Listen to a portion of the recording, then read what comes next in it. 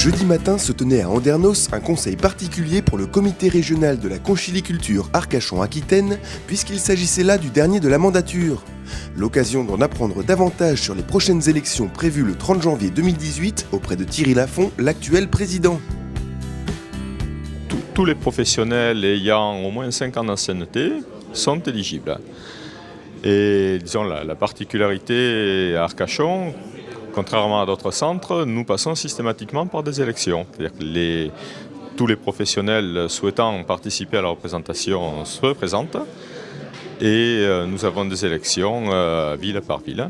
Votent tous les professionnels, donc là il n'y a pas une question d'ancienneté pour pouvoir participer au vote. C'est ce qui nous permet d'avoir une représentation, on va dire, légitime et de qualité, étant donné qu'elle émane vraiment de la volonté des professionnels. Alors, ces votes, pour vous dire très exactement, la date prévue des élections des représentants au CRC a été fixée au 30 janvier. Le 30 janvier est une date qui nous pose problème. C'est en pleine marine, donc en période de marée. Et ça va créer des difficultés réelles pour les professionnels, pouvoir se rendre au bureau de vote vu les heures d'ouverture par rapport à leur obligation professionnelle. J'étais hier à Paris où je siège au comité national et j'ai interpellé notre administration centrale, la DPMA, sur le fait de cette problématique. J'ai été soutenu par l'ensemble du comité et donc maintenant c'est à la main du DPMA qui a délégation de signature pour l'arrêté ministériel qui fixe la date pour repousser d'une semaine de façon à ce que les élections aient lieu en période de mordeau où les professionnels auront bien plus de disponibilité pour se rendre aux urnes.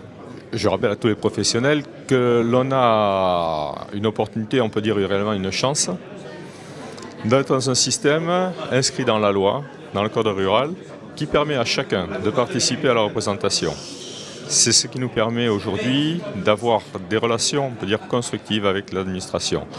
Nous sommes bien sûr tous en tant que professionnels, souvent mécontents.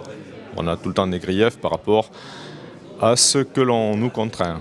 Mais il faut bien réaliser que grâce au système qui est en place avec la représentation des CRC, du comité national, nous sommes constamment en discussion. Et nous participons, nous apportons une expertise aux décisions qui sont prises. Et il est vrai que les choses sont largement perfectibles, les contraintes auxquelles nous sommes acculés